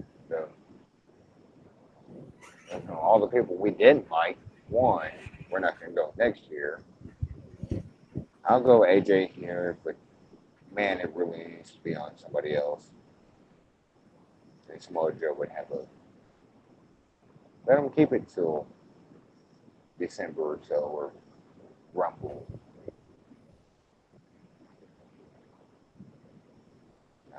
Reluctantly go AJ.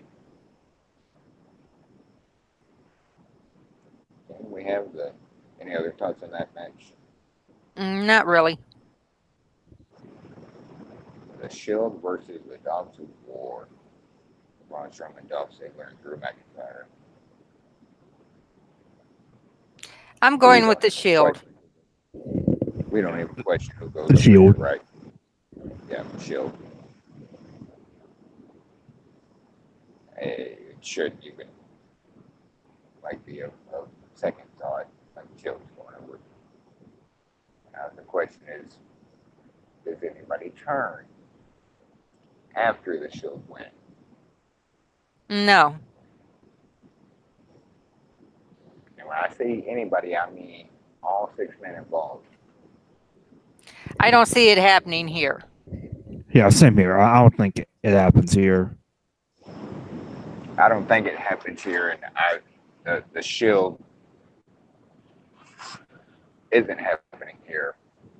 The only little inkling I might give credence to it when finally, but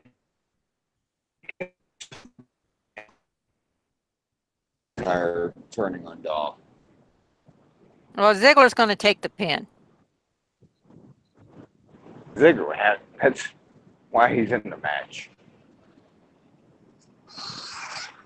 If there's any kind of shenanigans like that after the match, and when I say turn, don't turn him face, keep McIntyre ill, but just break up McIntyre, whatever they call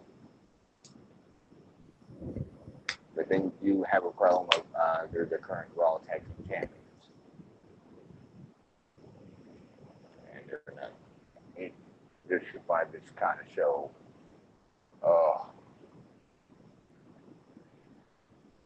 the Shield's definitely winning. They're probably gonna triple power bomb Braun through what the hell ever they can find, which means he's gonna be sleeping most of the match and then get a pin probably on Dolph.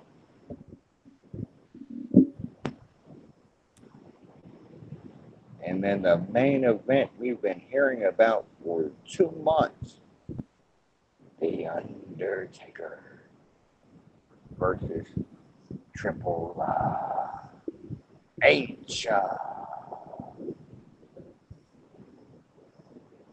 with Kane in Undertaker's corner and Shawn Michaels and sorry, I had to bring up in Triple H's corner.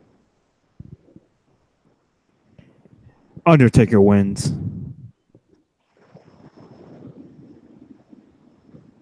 This one's hard to call. This could go either way.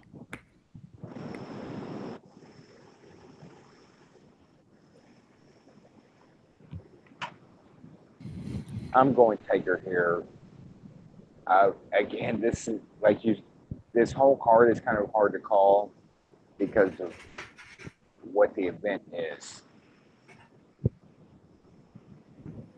Thank you.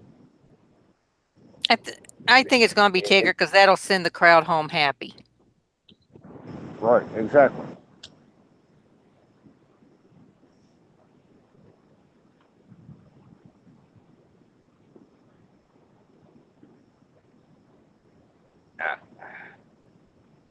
That's why a lot of these picks are going to be weird. And Detroit Larry on KJ Seats with his prediction contest.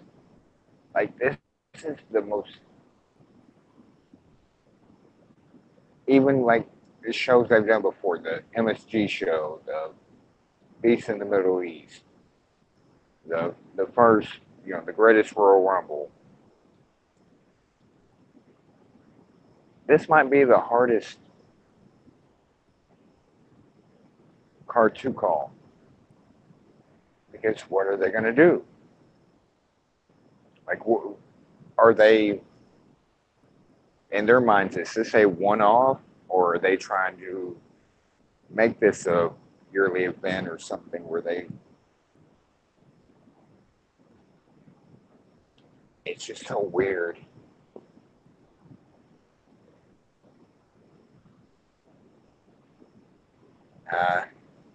I'll go with Taker. We know some foolery is going to happen. Because Brothers of Destruction will face DX as Survivor Series.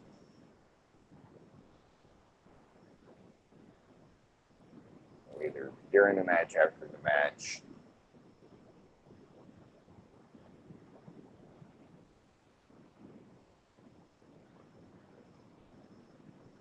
I really wish Shawn wasn't coming back.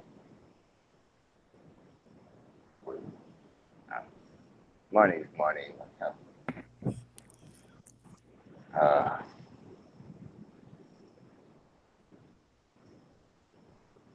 He's the one wrestler that lost a retirement match and fucking retired from wrestling. Like, he shows up here and there. Like, 8 years. That happened in 2010. He didn't leave the company, go to another company. Looking at you, Ric Flair. Looking at you, Mick Foley. Looking at so many. He's never wrestled a match.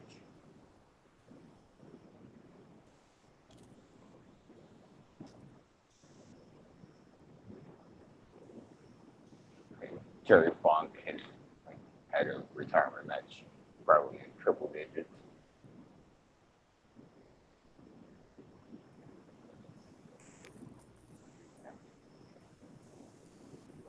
The love of money is the root of all evil, I guess. Hey, you got it right. The love of money. People always misquote that. Money is the root of all evil. That's not what it says. It says the love of money. Not money itself, the love of money. Anyway, that's neither here nor there. Yes, I usually get things right. Sometimes I'm way wrong. Just look at my predictions from 2 months ago, and holy shit, I was way off on that card. I think it was SummerSlam. Like I was just completely. I think the Becky win and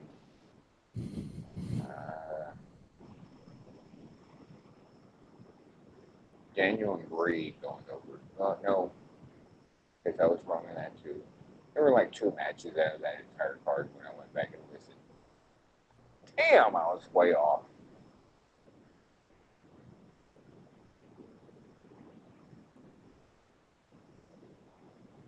But anywho, yeah, I asked Morris yesterday if he wanted me to wake him up at 4 o'clock in the morning. Yeah, Daddy, sure. Well, later in the morning we have Texas versus Oklahoma, which is a staple. Like we do not miss that at all, and that happens at 11 our time. And then you get reports of is it going to be a 4-hour show, 5-hour show? I don't give a damn how long it is. I just know at 11 o'clock our time, when the game comes on, it could be mid-match with Undertaker and Triple H. I'm turning it off and I'm watching my football. Sound like a typical American male. American males, American males, American males, American males. You guys.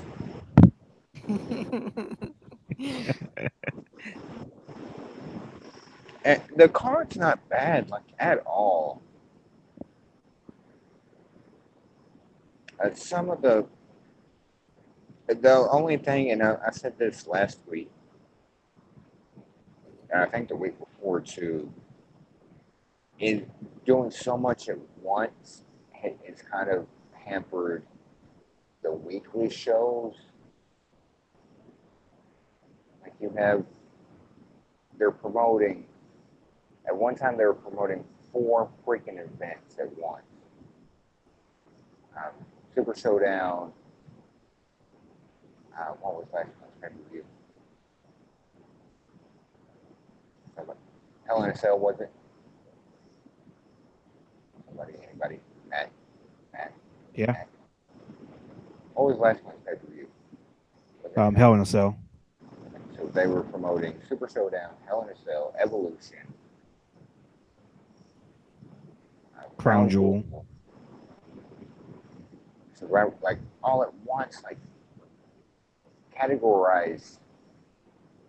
Like, that's the only thing. This is a good card. Like it should be a fun wrestling show. But what they're doing weekly, like it's kind of like an OCD thing. Like, hey, don't forget we have this. Oh, but also don't forget we have. Oh, damn it! But what about this? Like it's just so much going on at once, and they're not quite handling it right on the weekly TV show basis.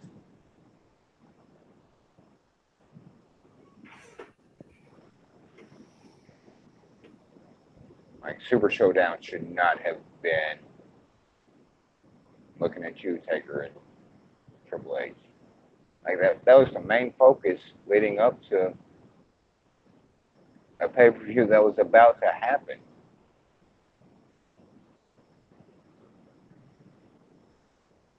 That should be your big story going into this pay-per-view. Not speaking this week, I'm back now.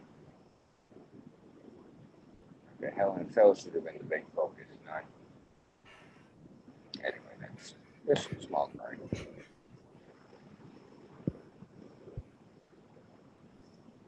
Did you catch MOW this week? Yeah, I did. How was it? Much better than last week. Much better. Nice. Throughout the episode, Jimmy Havoc and Sami Callihan were fighting backstage. Oh, cool.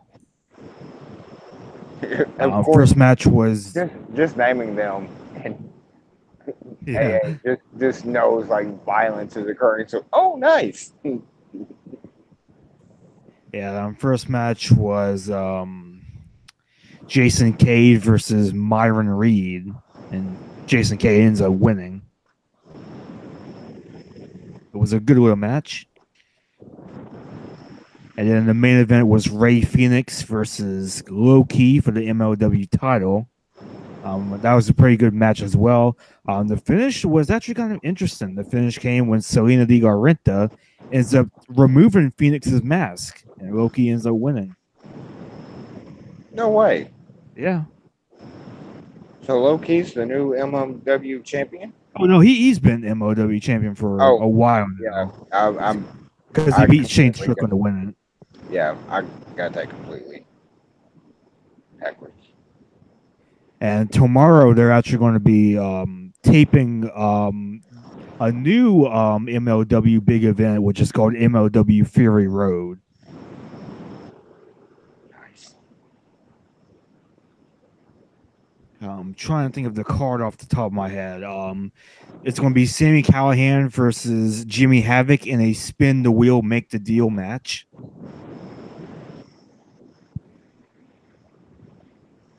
That smells like Russo. And it's also going to be Shane Strickland versus Filthy Tom Lawler.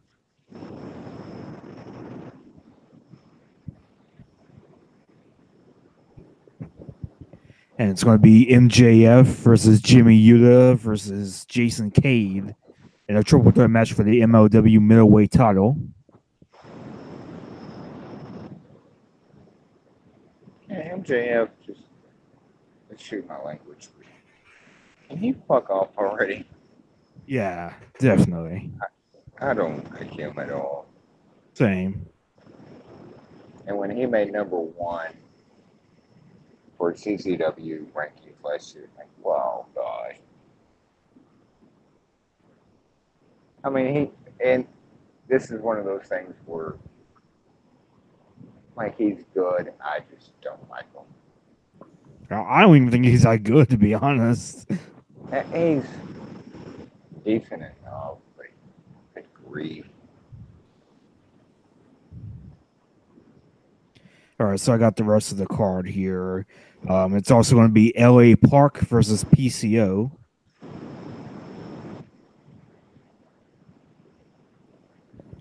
Low Key defending the world title against Daga.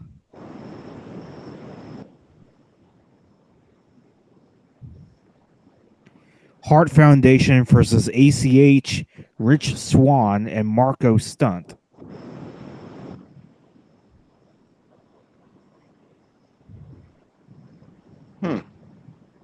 Tommy Dreamer versus Brody King.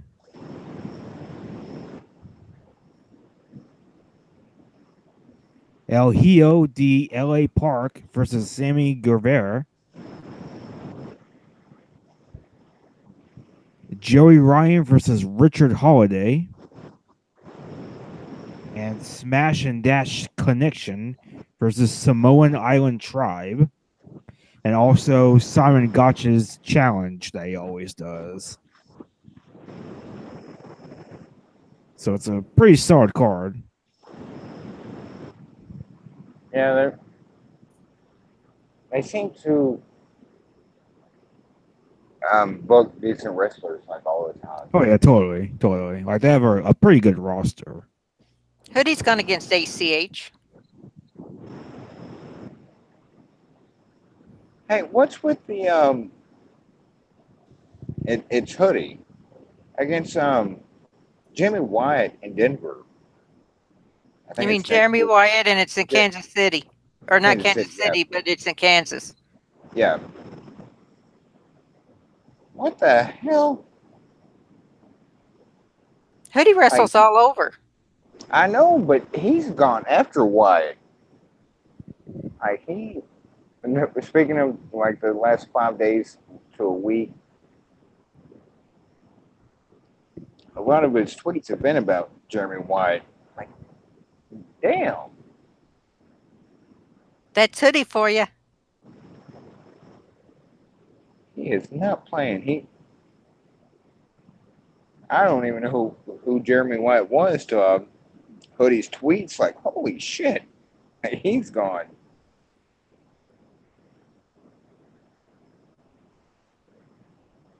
Okay then.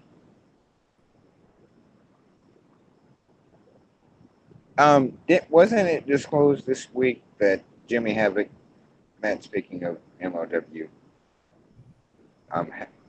has some injury that or some condition? Wasn't it Jimmy Havoc? I can't remember. I've been so out of the loop, but I thought it was Jimmy Havoc. Like he said, shit, what was it? What kind of, not injury, some kind of, Crohn's disease. yeah, he has Crohn's disease.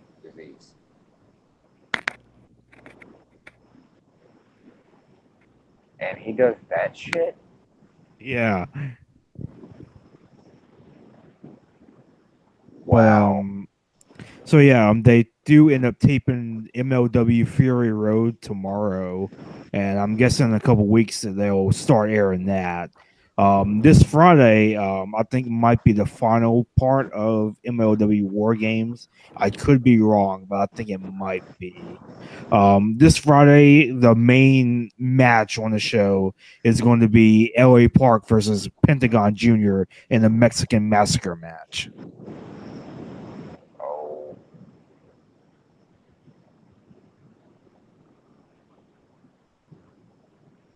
And this is LA Park. This is the official, formerly WCW La Parka. Yeah. Right? Yeah.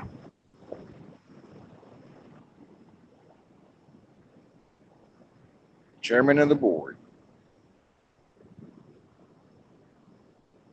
I thought that was old Blue Eyes. Oh, we're not talking about Bing Crosby. Or, not Bing Crosby. You mean Sinatra? Yeah, Frank Sinatra. Sorry. Hey. Yeah, Frank Sinatra. No. Yes, we. Hush you, hush. And then I botched it with the damn wrong reference. Mox does Mox. Phrasing. Well, since you.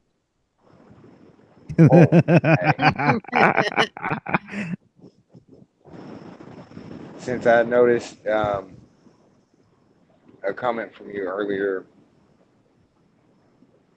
from New Japan on Access, apparently they aired the G1 Yep. Climax Finals. Tanahashi. Yep. Tanahashi won.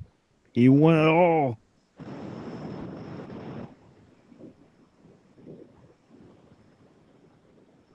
I did not.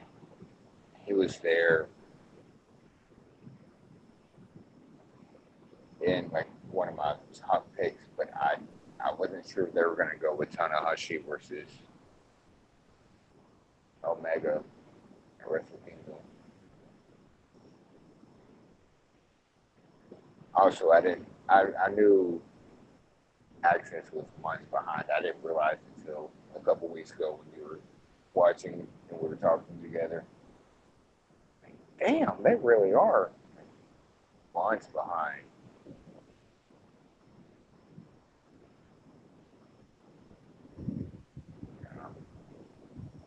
What do you think about Tanahashi? He's great. What do you think about New Japan overall? I think it's a pretty solid promotion. It has its flaws. Yeah. Side question: did my password work for you? I'll be honest, I haven't tried it yet. I've been so busy. Check it. But hey. It has its flaws, especially when it comes to the bigger shows. Like there's a lot of multi-man matches, like a lot, like more so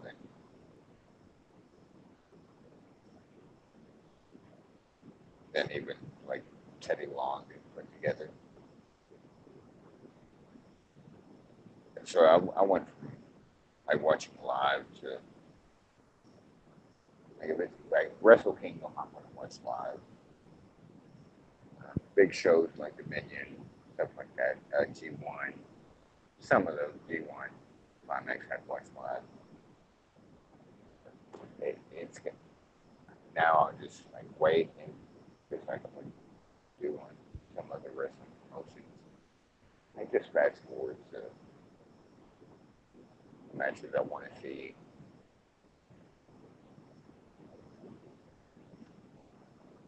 It's a fun promotion. Um, it's worth my. I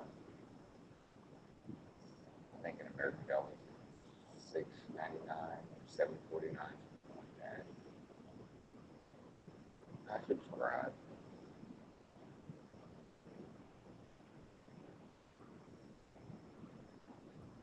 Well, that went like sadly. It's a fun promotion. I like it. Morris loves it. He knows some of the people like by entrance or look. A lot of because he doesn't watch but he'll just sit there and just bright-eyed watching some of the stuff they do.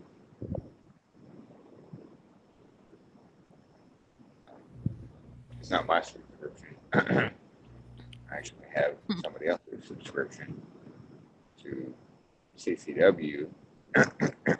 Wonder who that could be. Yeah. Oh, I gotta Some, get that straightened out too. I gotta put that on the new card. I do that tomorrow. Is too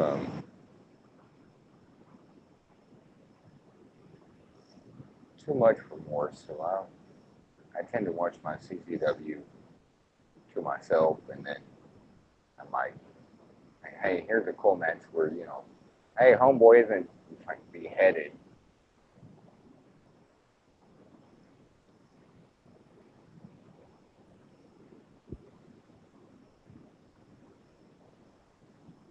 They've come a long way though, because they used to just be all about violence, and now it's violent wrestling. Hence, Violent Wrestling Podcast.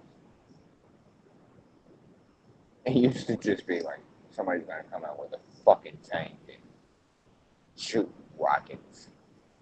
Everybody dies.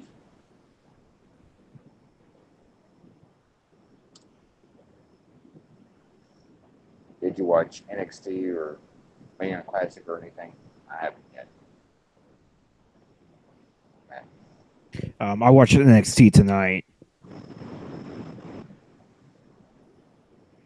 I heard the Lars Sullivan. Honestly, that match was actually better than I thought it was going to be. And Johnny Gargano and Tony Nese had a really good match. I'm really liking okay, he 205 Live, but I'm really liking the because Cesaro showed up at the house show to reform the King of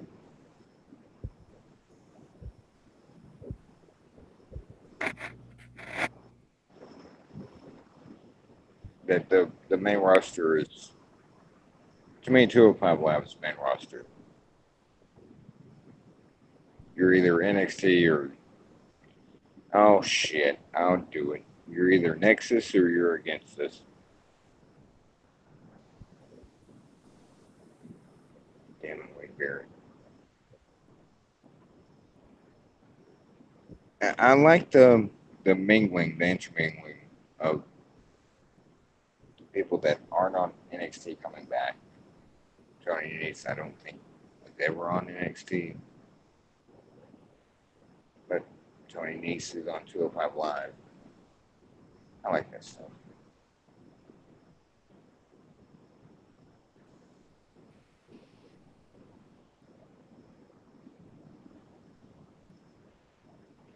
Wasn't Lacey Evans, or was that Mae Young Classic? Yeah, Lacey Evans versus Candice LeRae. Candice Wrestling. should have won. Lacey They're honestly just wasting her in NXT. It's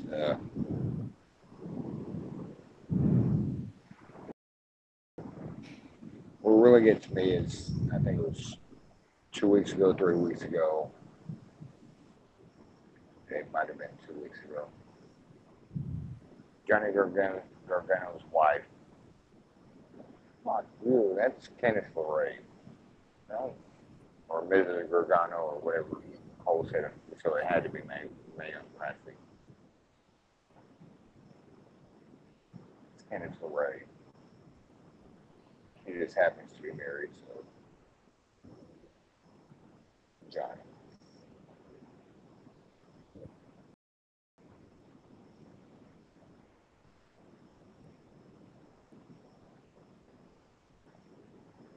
Oh, good morning. Wednesday night. Wait. Shit. Now I can't remember. I was gonna bring something up as a closing point. Oh, damn it. Yes, that's right.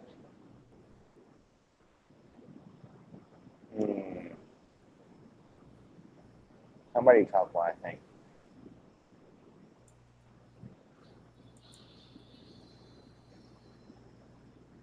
Not everybody at once.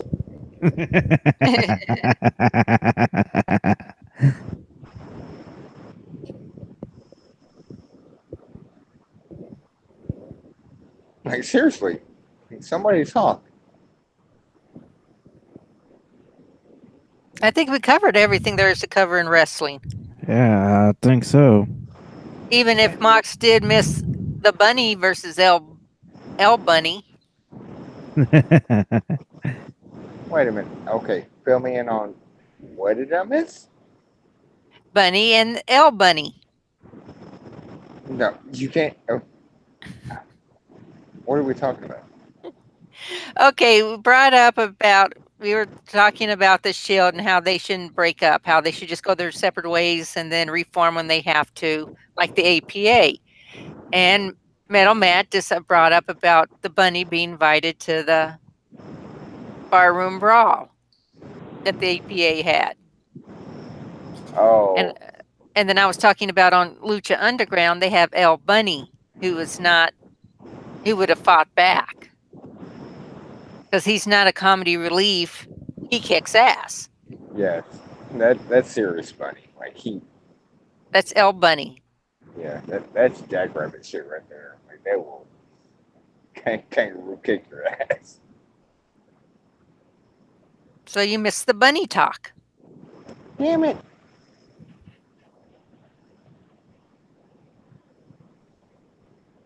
Damn it. But other than that, I think that's all there is for wrestling, folks.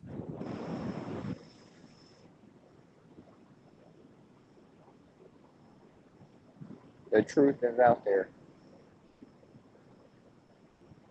So for everyone, I say good night, y'all. Oh, wow, you need to work on your accent. I don't have an accent. I'm from Wyoming. I'm aware.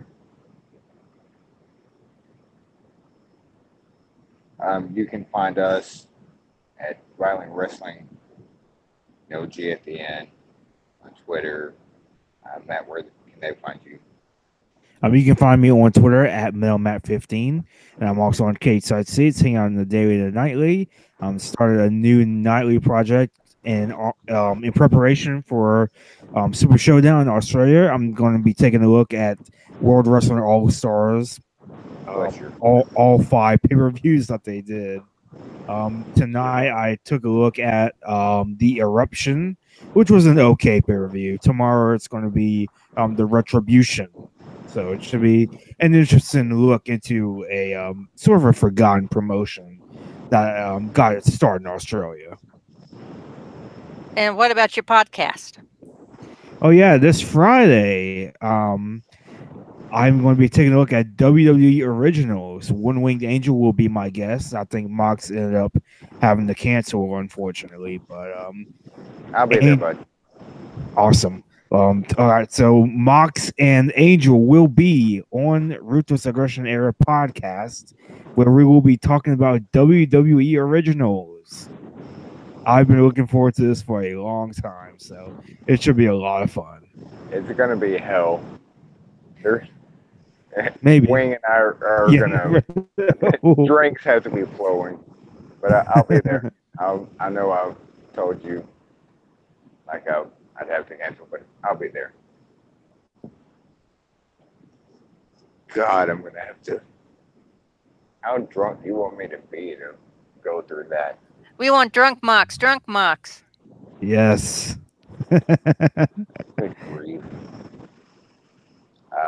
And ANI's individual Twitter handles are I'm at Fireman6809. She's at Lady Roshana, LADY ROCCHA. ROSCHANA. I get it wrong every freaking time. Every time.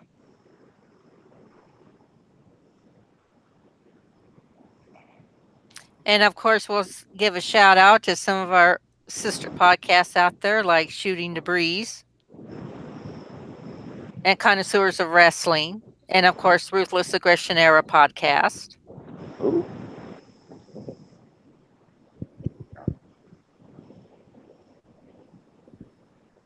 And to anybody else we missed, I get you Two next time. I apologize. 2 guys, 1 sport. 2 guys, 1 sport. Oh, yes. Can't forget them.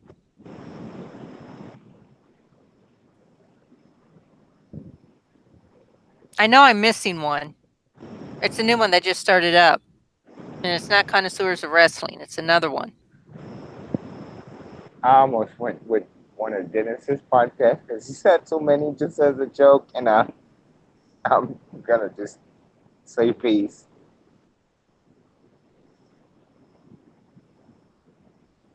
Now it's going to bug me until I remember what that podcast is. The only new one I can remember, I think it's called Grounds for Development That's the one. Grounds for Development. with Five and Bev. Yeah.